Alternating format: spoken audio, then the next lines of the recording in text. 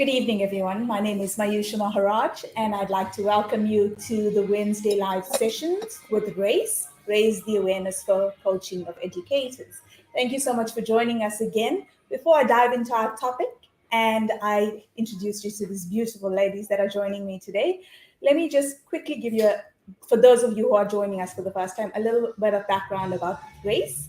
Grace has been partnering with Bella and Bella Productions not only to empower women, but to empower people across the board, such as educators, parents, students themselves, to make a change and make some difference in education going forward. So, thank you, ladies, for joining us. These wonderful ladies that are sitting here on my right hand side, let's get some introductions. Nancy? Okay, my name is Nancy Al Khiari. I'm part of Bella and Bella Production, which is a community for women. I'm currently the CFO working, and I've been knowing you for now a couple of years, working together in the education sector. So it was really fun. Gina, Thank if you you. can go. Thanks, Nancy. Thank you, Nancy. Gina Nelson. I am currently serving as the founder and I don't even know my title, Chief Creative Director of Bella and Bella Productions. And as Mayusha and Nancy have explained, it's really a platform about empowering women. And before we get started, I just also want to thank Mr. Trevor Buckley, who is the development manager at Irish Vickers, where we're currently sitting. So you may hear some background music, but I'm going to let Mayusha continue So on. thank you to the Irish Vickers for hosting us today. Okay, so diving into our topic, which is finding balance in daily life and developing gratitude, I'm just going to give you a few objectives that we're going to touch on today. One of them is to explore how to develop a healthy body, mind, and soul. We're also going to look at the key benefits of having a balanced lifestyle, which we know is important for everybody in this day and age. And we're also going to discuss how finding balance in daily life and developing gratitude helps with growth and resilience, as well as making connections and finding meaning. So let's dive straight into it. Ladies, what can you tell me about your definition of balance? Nancy?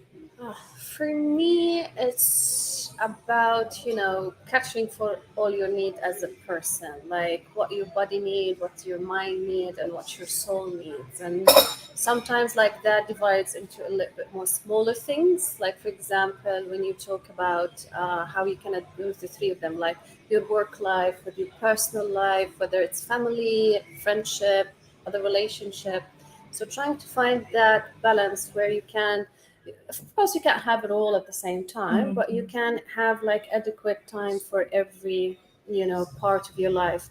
Like I do remember when I had, like, I think it was in 2011, I had the hardest time of my life. If I didn't like specify few moments for myself, few more for moments for my family, and like even I did like have a date with my friends, like every Thursday we would go out, I think I wouldn't have survived that year. So finding that balance, so you would know, but first you need to know what you need before you can that. So that's what balance for me. I've been working, capturing routines and specifying specific times for certain things that help me out to find that balance that I need in my life. Thanks, Nancy. Gina, if you want to just Yes. tell us also how what is your definition of balance? Also, what do you think, if you think about Nancy's definition and as well as your definition, what do you think is the reason for having a good life balance? What is balance and why is there a need to have a good life balance? Well, I want to touch on Nancy's point as well as reference something that I use personally in my life. So Matthew Kelly, who's an Australian author and motivational speaker, and he actually says it's really a myth about work-life balance. And what he actually says is figure out what your priorities are. So it ties into what Nancy said about figuring out what your needs are. So what are your priorities at this moment? Because that's going to help you gain better satisfaction in terms of your personal life and your work life. So that's something I personally do. I set priorities for the week, and I go from there in terms of setting smaller priorities based on that one key priority. That's Excellent. I like Nancy said, it's all about your needs and making sure across the board you've addressed all the different aspects.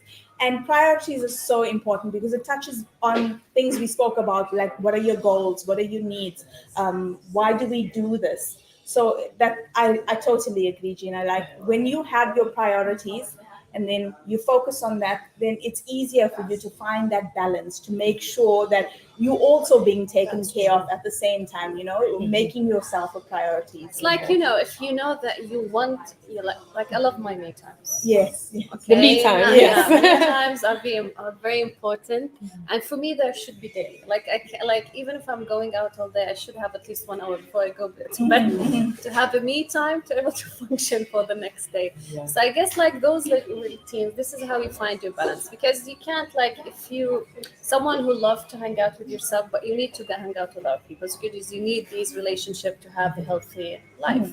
And you need, and sometimes work or even your life, sometimes it gets overwhelming. So understanding what you need and adding that to your, as I said, as a priority. For me, my priority is a daily me time, even for 30 minutes or 1 hour, just sitting writing, or just sitting watching the wall. I like that. Especially Just being- in this day and age, you find Yeah. people are so consumed with Because everything that's going on around them, with work. social media, work, Exactly. And they're like glued to the screens all the time. So finding that little bit of time for yourself is so important. Yeah. You No, wanna- no. I love what the conversation. Yeah. You're all very passionate. But one of the things, just going back to what Nancy and Mayusha, I know we have appropriated the term "me time" from you, because I know that's something that you mentioned actually in our first session Yes. that we talked about, devoting time for yourself. Mhm. And one of the questions I like that one motivational speaker said, he was like, thinking about what's the best way to live for me. Mhm. And I like that as a daily question and reflecting on that. So what And is a the lot of best people way to live? don't do that. A lot of people don't get up and think, what is the best way forward in this day for me?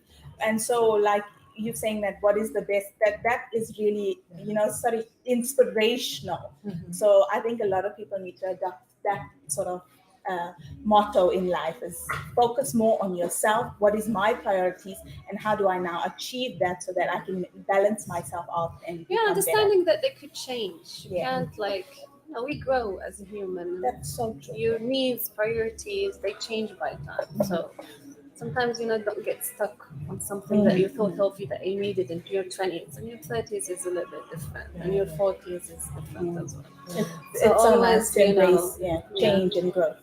Yes, keep an open mind. Sit with yourself. Purpose yourself. Yeah. I actually want to add something to Nancy's point. So it's not only your needs, but looking also at your values, because those are going to be important when you're looking at your needs. So what do you value at this moment? And we know those are going to shift as you progress and go through life as well. Okay, so what we're going to do this time is we're going to also look at taking some questions. So please, people, keep your questions coming in. So we'll look at taking some questions as we go about our session today. Yeah. One of the other things that I want to touch on is this thing of gratitude. So why do you think it's important to develop gratitude? This skill of gratitude. Well, there's a lot of reasons, but I think for me personally is what keep you grounded. Because sometimes you can be a lot in your head, especially for the people who like to sit with themselves. Sometimes you can go deeper than you should. You think a lot, you think about your life, and sometimes that takes you to negative places. So gratitude is what pulls you back from there. Just remembering the things that you're thankful for, the things that are good right currently in your life, and just writing them. And I remember, like, I had I think it was a few months ago, and I forgot, like, because sometimes you forget these things, and maybe you do them and suddenly you stop doing them because you're consumed with your work or your personal relationship and trying to make, as you said, trying to make that perfect balance, and you forget about yourself. And I remember I was talking to my friend. I was telling him, "Oh, I feel so depressed lately. I don't feel like anything is working for me." And he said, "Why don't you pause and just write 10 things that you're happy and grateful about?" And I was like, "Okay, maybe I'll start that." And I started with my friend Dina, as you know, like what we did is just started weekly, like every week write 10 things and share it with that person. So you feel but little, you feel better. So I think this is one of the main, benefits of, gratitude. It takes you away from any dark places you've been to because it reminds you, even the small things, you can be grateful for. Like for example, today I was really grateful for eating good food. To be honest, Yeah, yeah. I like that. that was one of the kids, and like one of the others, like one of the kids in the school, they were saying, "Miss, today class was really nice." So that's like you being grateful. Like sometimes, okay, you hear it all the time, but just reminding yourself that this is what you're doing for. Is, as you said, it gives you value. Yeah. Because once you have value, it makes it's easier when you're happier or when you're more grateful. You can find your values. You don't get lost. And that's for me why I like to try about gratitude. I like that, Nancy. I really do like that. And what I like is that it gives you a sense of healing within yourself as Sense well. of healing, sense of purpose. It connects to everything because once you're grounded and you know what's going on, remind yourself about all the little things that are good. Sometimes, like even like that, you have great friends. That's something you need to be grateful about. Sometimes you forget, even we take them for granted, like that friends that always show up, or that friends that that calls you up to check up on you, or your family that they are, sometimes, especially family, we always take them for granted. But reminding them ourselves that we have a great support system as a family. Like I do like to write, okay, I have a great brother. My sister called me today, checked on me. My mom watches the sessions that we do. So all of these, being grateful, or sometimes someone sending you a message out of nowhere. Even like sometimes when you're in school, someone sees you and give you a hug. So that's like those small things to be grateful about. It makes it gives life more value. It makes it prettier, happier, and it just goes both ways. I like that you mentioned the small things because, like, for example, you said just a plate of food. These are things that we take for granted. Yes. A lot of people take for granted having a roof over their head. So I like that, or even just being able to get a hug from somebody. So I like that you mentioned things like that. Yeah. Yeah, no, you brought up some good points, Nancy. I'm actually writing down some notes. I, like yourself, I do a gratitude journal, and I write in it not specifically every day, but as things come up, and it could be a little thing like the sunset. It could be something like this cup of coffee. It could be the smaller things because that helps you in terms of appreciating things that you ordinarily wouldn't see or really take the time to look at. One of the practices I've seen other people do is 3 things before they go to bed. So they think about it or actually physically write it down, which is something I'm going to try. So you write it down in a notebook right next to your bedside. You write down 3 things you're grateful for. I like that, Gina. I think I'm going to also adopt that. But yeah, I think that's one of the things that gratefulness does. It gives you the mindfulness. Because when I went back home 2 weeks ago, I don't know why I suddenly like to go under the sun and just sit. And just like enjoy a small sun bath in the veranda. But I think because, as you said, it teaches you to be more present in wherever you are now, because you've trained your mind to be grateful. So now when you see something nice, okay, I'm gonna enjoy this moment. And it's something that I read was the 3 stages of gratitude was first feeling grateful, and then expressing your gratitude to other people, and then obviously from expressing that, adopting new behaviors through that gratitude that you now feel. So it's definitely something that you've touched on, because you feel grateful, and it makes you sort of behave differently. It gives you more perspective. So I like that. Thank you, ladies. I did enjoy that sun. Just something I usually don't know. Which It's actually like brings there. me to a point. There was an author, I read his book actually. Mhm. He comes from America named A.J. Jacobs. And I think he's a I don't want to say millionaire, but he sold many books. Mhm. And he actually, his book is called, I think, something like A Million Thanks. He went around the world. He thought of something ordinary that he really enjoys in everyday life, which is coffee, a cup of coffee. So he spent a year going around the world trying to thank everyone who brought a cup of coffee to him. So it's from the coffee growers to the truck drivers That's to the really people who were nice. plucking the beans. It was just beautiful Yeah, because that's he did a amazing. lot of Mhm. thinking about it. But there's so many people involved and things that we either use on a day-to-day basis that we don't necessarily may not necessarily think about in that moment when we're eating food or drinking. Mhm. That's true. Yeah, that is so true because it actually makes me think about it, this experience. I've recently been home, and I don't know if you've heard, but it's been all over the news that South Africa had been experiencing some flooding, and it was majorly in the area that I am from. So, like being at home and seeing what had been happening, and it's been over 20 years since we've had a flood, which, and South Africa is not known for these types of natural disasters.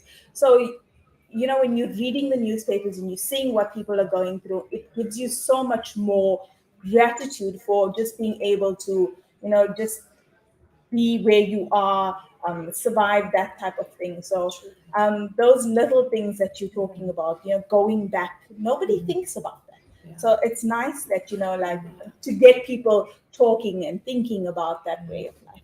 Well, that's what I was Go ahead. thinking. Go Sorry, ahead, like Leslie. it's sad. Like for me, like COVID. It's Mhm. just like how we suddenly want to able to go home or whatever. It's just like you take actually yes, you take a lot of things for granted, and then a crisis comes and reminds you that you need to be grateful of what you have. Like the opportunity that you could travel whenever you wanted without any restriction. We always taken that for granted, but it was a blessing. So now, like when we get back to traveling wherever you want, you just like say, "I want to go back home," and you can. It's just different, and I just like hope like one day we would reach that place that you can be grateful without having something external like a crisis to make you so because you know it's time wasted. Yeah. Like sometimes I remember how many holidays I didn't get back home. I could have gone. Yeah, that's so true. I almost stayed the next one. Yes, now Nancy and I always discuss the traveling, but and it was definitely something that we Yeah. missed. I Instead know of during saying the COVID. next one, just go. Yeah. It's wonderful. Now, thank you, ladies, for your insights. What we're also going to get you to do is share some tips with us about how to balance your body, mind, and soul. So, there are a couple of tips that we looked at, and one of them was taking a break from technology. Yeah. So, I'll talk about that. okay, Yes, yeah. So in terms of taking a break from technology, one of the things sometimes we know that people say they do, they're gonna relax and they want to scroll on one of the social media platforms. But actually taking a break can actually help you in so many different ways. Not only can you get more connected to yourself and work on your inner growth, but also more connected to people you wouldn't ordinarily talk to.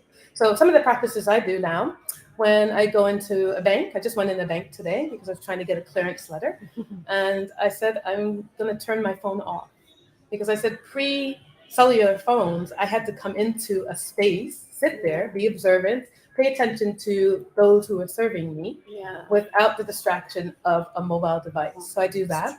I also, in the morning and the nighttime, 1 hour after waking up, I don't go on social media. I don't go on WhatsApp. They always say 1 hour before Yeah, and then 1 hour one going in the morning to bed. and one in Yeah, going to bed. So I shut off to make sure that I'm not scrolling through different things on and distracting my mind because I really want to take that time again to just solidify the day for me, especially in the evening. So that's one of the things I do. So in terms social of media gives a technology. lot of anxiety to a lot of people. Yes, Like it can. because you see all of these photos and most of them are Photoshop, but perfect body, perfect workout, perfect diet, whatever, and how much you need to make money. You need this side hustle and that side hustle, and over sometimes it overwhelms people. yes. That's why you need, sometimes, I'm not gonna use technology for a day. So that's why I always say, leave it for a couple of days. Yeah. Nothing is gonna happen. Yeah, that's good. A lot of people are so addicted. Like I see a lot of people saying, Yeah. "Let's take this bet. I'd give you a certain And amount what to annoy give, you? give me that cell phone, or Yeah. for an hour." And some people can't go even an hour without their Yes, cell and that's phone. what annoys me. Like when you go out with a group of friends and find someone, Yeah. like, can I take your phone away? And can you please be present? In I'm this just checking for moment? questions. That's okay. Well, one of the Yeah, you things, can. You be present. Is that Yeah. something like you said that you always don't take your phone and when you go out? they actually say, Matthew, they always say don't even have it next to you when you're going out with friends because the temptation to actually touch it. And there's so many apps that can tell you how many times you actually pick up your phone. Yes. We are only holding the phone today because we're looking at questions. But I want to go to a point that Nancy was talking about in terms of technology. There's a woman, and I can't remember her name. I think it's Anna Lemsk, something like that. And she actually says, yes, you can do one day without your mobile device, but she says try 30 days. And some of my friends are actually trying it It's during like Ramadan. detoxing. They are going off Instagram. They have gone off Instagram, gone off Facebook, all social media platforms. And then she said, you'll be surprised. You can get through it. And then when you come back after 30 days, most people don't go back in full force. So they realize how much time they had spent on these different social media platforms, not really attending to things that they prioritize in their lives. So that's also a good way. So I'm going to interview some of those friends and see how they did. Okay, so before we dive back into the tips, there's a question that has come through. When you speak about counting gratitude, what advice could you share with someone who has been a direct victim of the flooding or disaster, for example? What can you suggest they can do to produce their gratitude? So, talking about any particular thing that Natural they've been disaster. through, what do you think they can do to produce their gratitude? Well, it's when it's difficult times. Sometimes it's usually, difficult to find that gratitude. But if you look closely, you can find that. Sometimes it's just your mom or your father or your siblings being there with you. That someone is alive with you.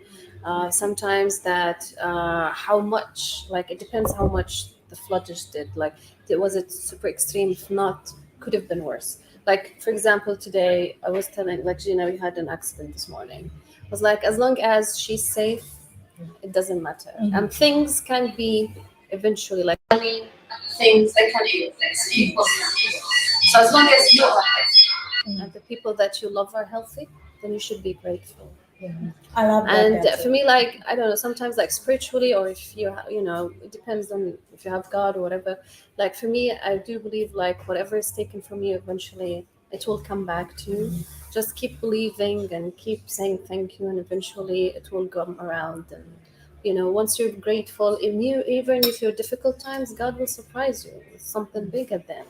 So that's what I believe. Like that's how it would start. Yeah. But I do understand. Like beginning, you'll be feeling angry. I did have that. You'll feel angry. You'll feel sad. You can't even see because it's all like you feel it's all noise. You can't see the good things. But if you just like take that break and just think, okay, I do have that. I do have a few good things. Write it down. Or some people say a jar. It just reminds you, like write a few notes in there. And once you forget, just take one and remind yourself, okay, I have a good family. I like that. I have That's good a friends. really good idea. Taking a step back and You looking need at a the bigger break. picture, Yeah.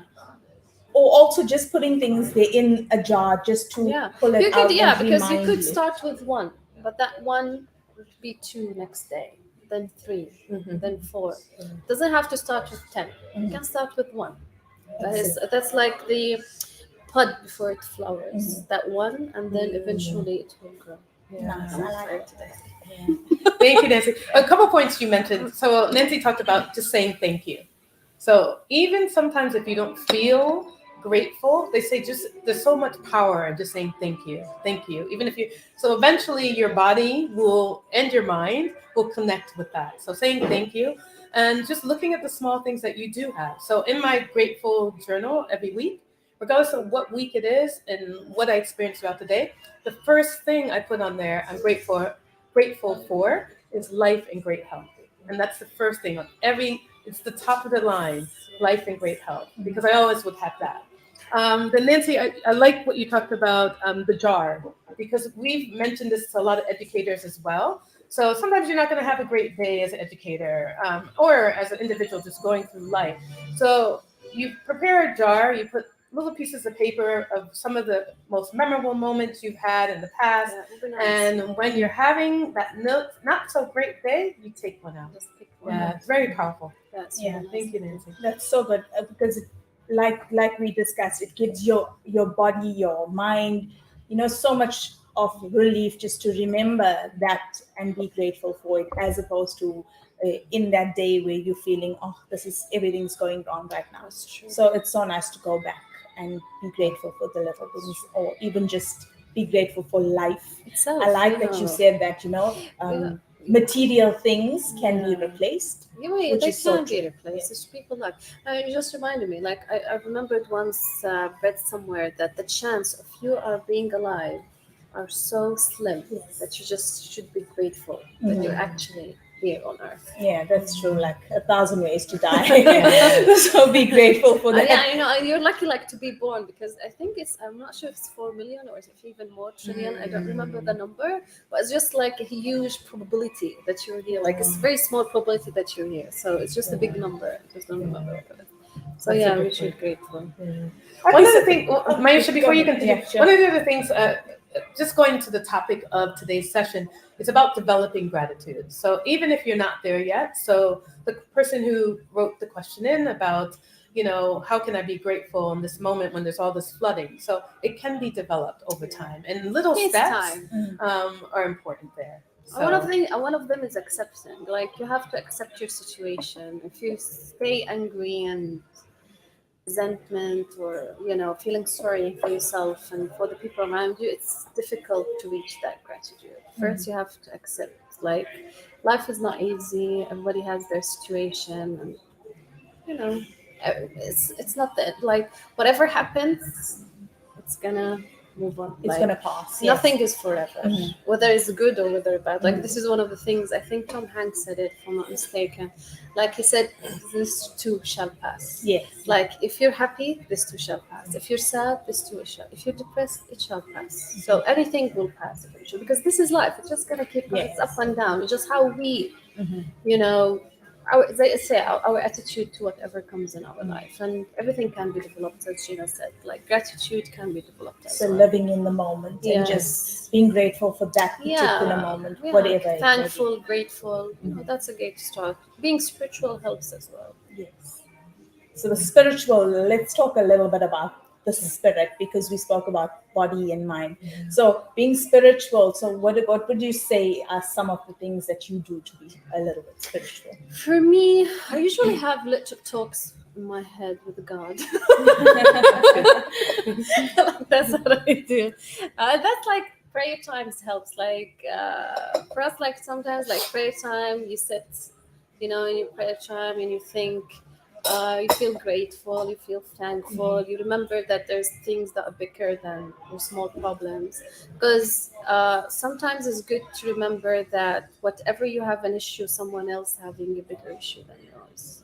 And we do have something that we always say in Islam is whatever God give you is what you actually can handle. It's not more than what you can handle. So you can find that strength within you, with your soul, your body, but you have to take care. You have to be mindful. You have, sometimes to repeat that, like thank yous, gratitudes, and just remember you're not left here alone. I like that. What God gives you is what you can handle at that time. Because some people are, when we spoke about resilience, and some people are in that sort of, why is this happening to me? Yeah. And, If you get stuck, that's the problem. Yeah. Yeah. So You just need to accepting and understanding that we are all resilient. We can all face Yeah. whatever comes our Humans way. are It's just really strong adapting. human Yes. beings. They are Adapting strong. it. Yeah. And like you said, finding some sort of mindfulness or spirituality to go forward and to deal with it. Yeah. What about you, Gina? Yeah, What do so- you do to become more spiritual? Thank you. So I want to touch on what Nancy said, because that scripture, we also have it in the States, in our Bible. It's God will not let you have more than you can bear. And it is a strong, powerful reminder. I grew up very religiously, so I do read the Bible regularly. So I try to make it as a nighttime routine, just reminding me of what He's provided for me. So I definitely do that in terms of spirituality. Also connecting just the mind body. So one practice that's so powerful in Islam is the prayer. Yes. And I actually literally, physically now get on my knees as I did as a child, because there's something so powerful about connecting your body and your mind at the time when you're praying. So I get on the side of my bed. I don't know. Like I've read something. It's the pose that it releases energy in a way, and that's why you feel better with that pose. Yeah. So I actually do that now. So, and even when I'm tired at night, I say, Gina, get off the bed, get on your knees. You can pray for 2-3 minutes. Sometimes I make it a short prayer. Yeah. But I definitely try to do that. Connection. It gives you that sort of. I give you peace of mind. It's similar like meditation.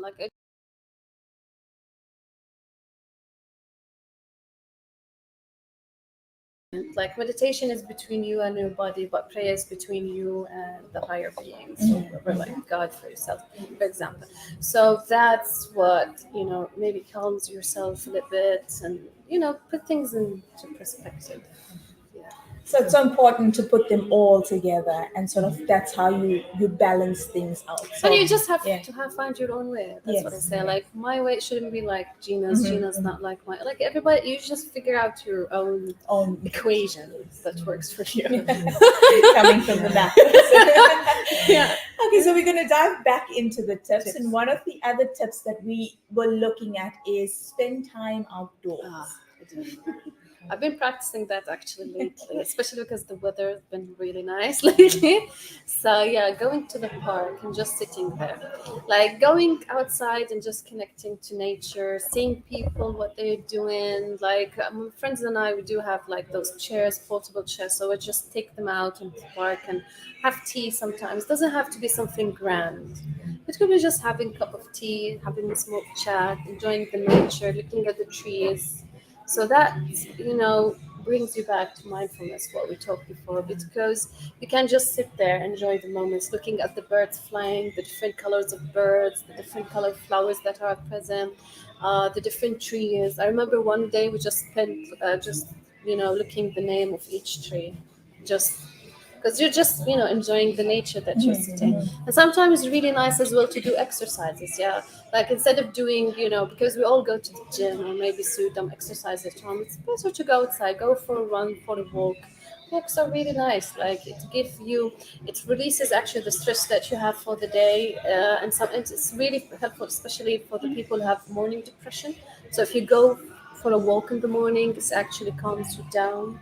It makes you a little bit more, I'm not going to say happier, but a little bit, less stressed, less depressed. So it helps out a lot. And even like the exercises that takes a toll on your body, for example, like hiking, that gives you a satisfaction of accomplishment, especially if you went for a long hike. Like when you end that, I did this. So you could feel proud of yourself. And that's, a positive emotion that can eventually, create to gratitude. And once your body learns all those positive, emotions, it starts to easily develop it because it starts to remember these positive. It's like the negative. You keep thinking negative, your body will remember the negative emotion. But if you keep making it find the positive emotion, eventually it will come easier. You can actually ask them, even if if you're tired, if you're overwhelmed, or whatever, you can call upon them. Let's feel good now.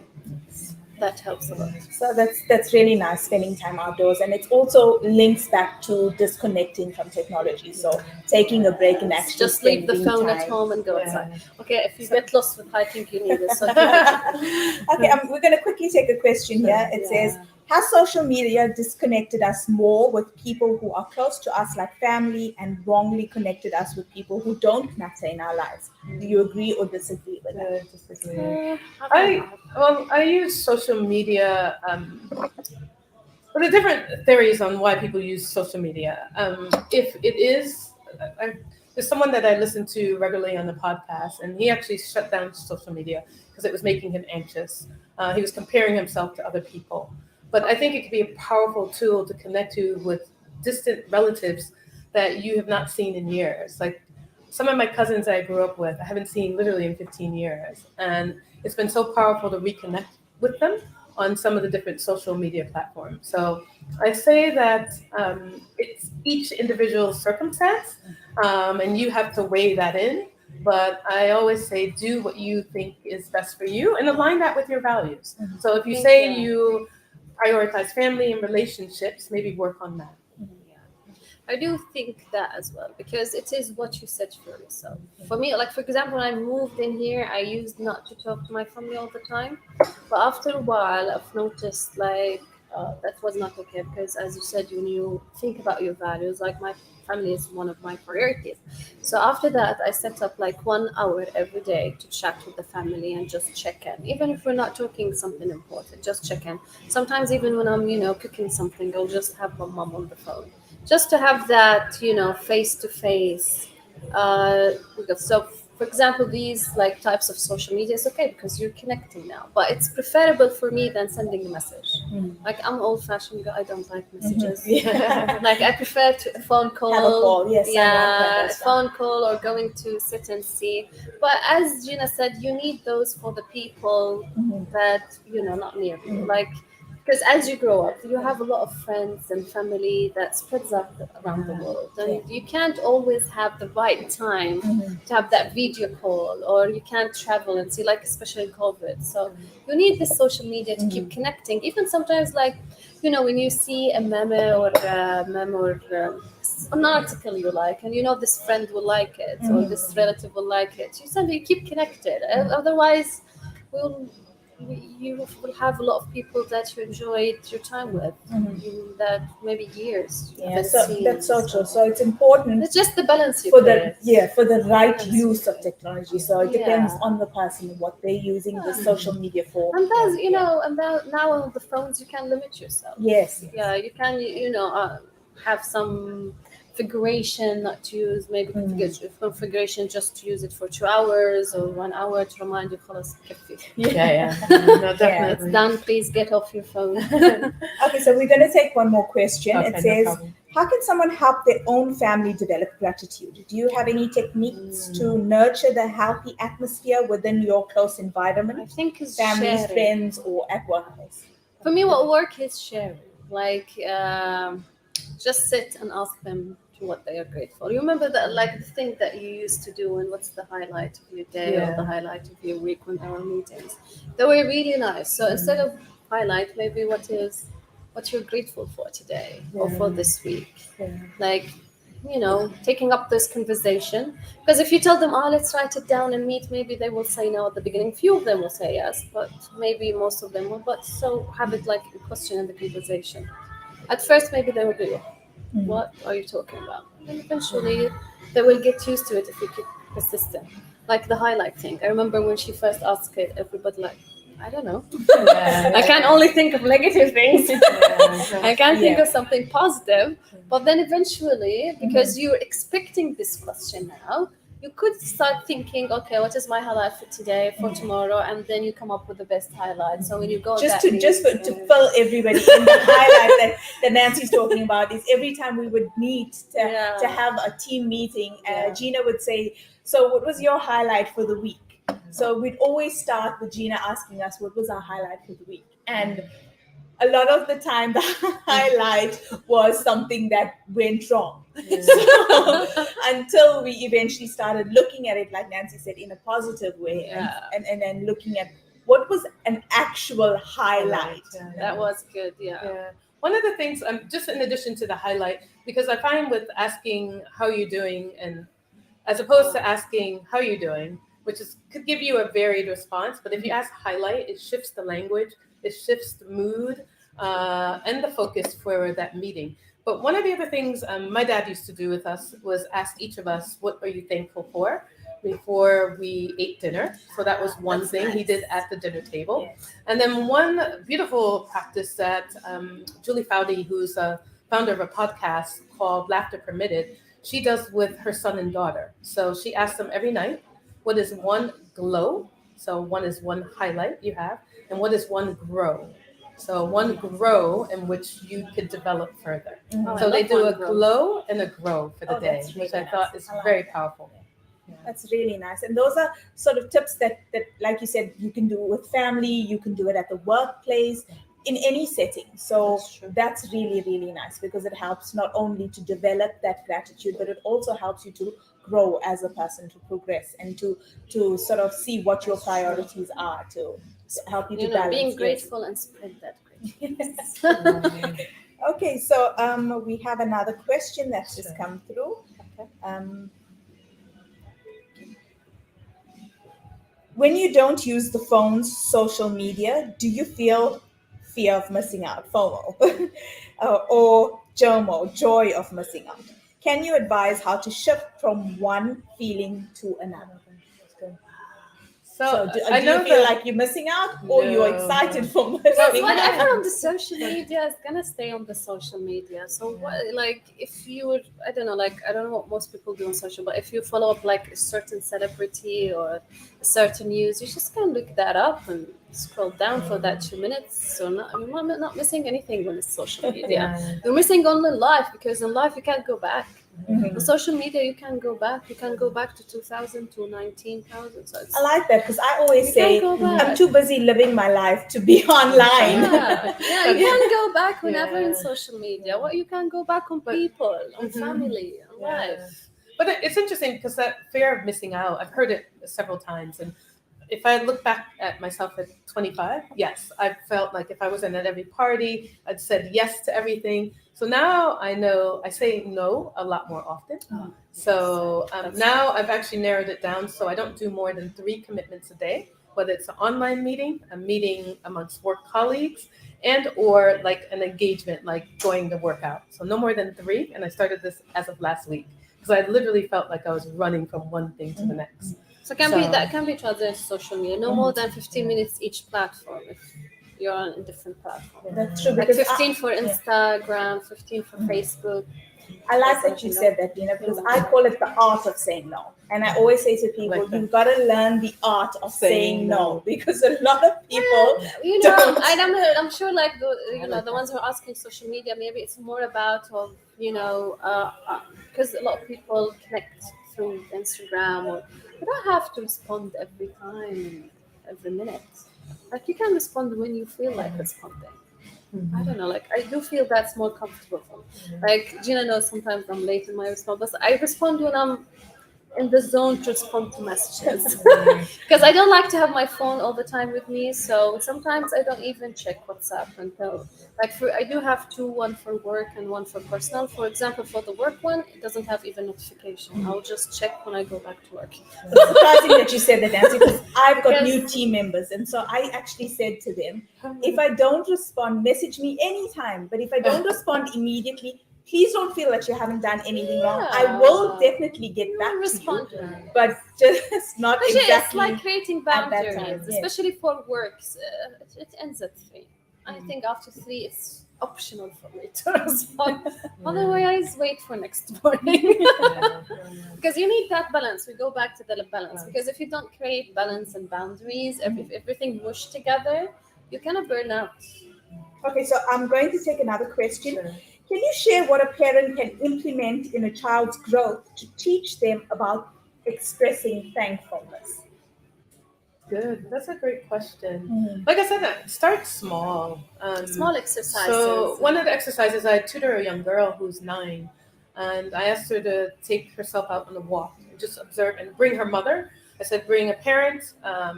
So she goes along with her mother, and I told her to sit, like physically sit somewhere for 10 minutes, draw everything that you see, you can observe, and write what you're grateful or thankful for. So she's done it several times. She takes her mom or her dad. They just go on a walk, and of course they're chatting about whatever, but they actually sit down at some point where she's sketching out everything that she can see. So she's paying attention to language, what she's hearing, maybe sounds that are naturally being created by birds, etc. So it's one of the ways that you could help develop gratitude in a child. That's Yeah. really nice. Especially the drawing part. Mhm. They enjoy coloring and drawing. And what's nice is the child is going for that walk, Yeah. it's disconnecting from everything else. We go and back to taking the time tip, out, going outside. going outdoors. Yeah. Anything from you, Nancy, about? I do agree because that's like what you usually do with kids. As if you remember Edith's last the last window, The live session, window yes. session. Mhm. Kids really actually love arts. Mhm. So incorporating art with like as an exercise for kids for anything that you want to accomplish, that helping them grow, that will help them not just learning gratitude, even letting their creativity go, and and as she said, when you go and see the world around you, that you're teaching them mindfulness, so you get more than one benefit out of it. So incorporating arts actually can help that. And we go back to the last session. Thank you, ladies, for sharing that and for Thank you. giving all of these questions some answers. We have another question that just came through. How can coaching help with balancing life and work? How coaching?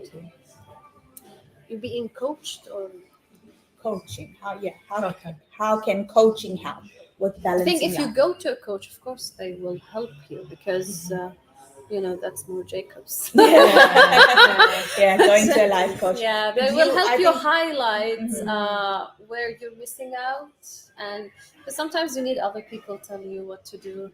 Because as we go back to, sometimes you're too much in your head, Mhm. and talking to other people, if it's a coach or even a friend, sometimes it takes you out from your zone to look at it from outside, and that outside perspective sometimes gives you the missing part or the missing piece that you were looking for, but because you were so inward you couldn't see it. So that's what coaches help you for, especially if you couldn't do it yourself. Sometimes, even if we have friends and family, they just there's so much in their lives they can't help you out. So sometimes, referring to or going to a coach, life coach, or whatever type of coach, they will help you, put things down, write things down, lead you to the way, and eventually you can, it's like kids. You learn them to crawl, then walk. Same thing with coach. They will help you out certainly. To have more, be how to find gratefulness in life. Okay, so I'm going to take one more question because Okay, we are I'll take the last a little bit question. pressed with time. So, Yeah. Dina, for young adults, what could be the most valuable virtue to have in today's socio-cultural setting? I would say honesty Yeah, I and was just gonna authenticity say that. will probably come on my top of my list. Mhm. And really authenticity, because if you're really being yourself and being true to yourself, everything else comes underneath there. So really, it goes back to the inner work. So finding out what you value, what are your strengths, what are your skills, what you're good at, your purpose. That's all going to be tied into being you. So yes, work on that, please. Okay, so we'll just share one more tip before we say goodnight. And one of the last tips we were discussing was eating healthy and exercising. Okay, I was going to That's talk about that. Gina's. I wish I would exercise. And the exercise, honestly, I've been physically trying, active but- since the age of 13, like in terms of a competitive team sport. But from there, I've branched out into other types of exercise. So walking, I do daily walks. I make sure I get at minimum of like 7,500 steps a day. I do pay attention to what my body needs. Probably been eating a little less during Ramadan, although I'm not fasting, but just to help in terms of my colleagues and friends who may be observing. But I would say start small again. So make it a goal to get out 10 minutes a day. There's such benefits on starting your day with a walk, maybe after a meal. They say three times 10 minutes a day to just help to reduce blood pressure, reduce anxiety, etc., stress. Yeah. And then in terms of the eating healthy, I would say that could be a challenge for a lot of individuals. But the water is going to be essential. So making sure you're getting enough water and then the nutrients. So good amount of protein and Veggies. always vegetables. Yeah. My doctor tells me that all the good, anything you have an issue with, eat more vegetables. Vegetables and fruits. Yes. Thank you so much for that, Gina. And a lot of people, like you said, don't realize that that little bit of time, that 10 minutes a And day, it or will show up later. yeah, You know, it your makes such a big 20s, you'll difference. be okay, but when you start hitting those 30s, So when you start, you'd rather start you now. will see and- them in your knees and your back. Yeah. Nancy, I know she's always telling me it's gonna happen. It's gonna happen. It's gonna happen. It's gonna happen, Nancy. Okay, so thank you, ladies, so much once again for joining us. Thank you all. Thanks to Grace and Bella Productions for making this happen. Thank you to our team behind the scenes, Jacob, Victoria, and thank you to the management of Irish Vickers for hosting us today. Thank you, everybody, for tuning in, for all your wonderful contributions, your questions, and for helping us to make this engagement successful. From the Race team and Bella and Bella Productions, we are grateful and thank you so much. Thanks, ladies, and Thank you, Mayusha. good night. Thank you, everyone. Right, bye. Okay, bye. Thank you.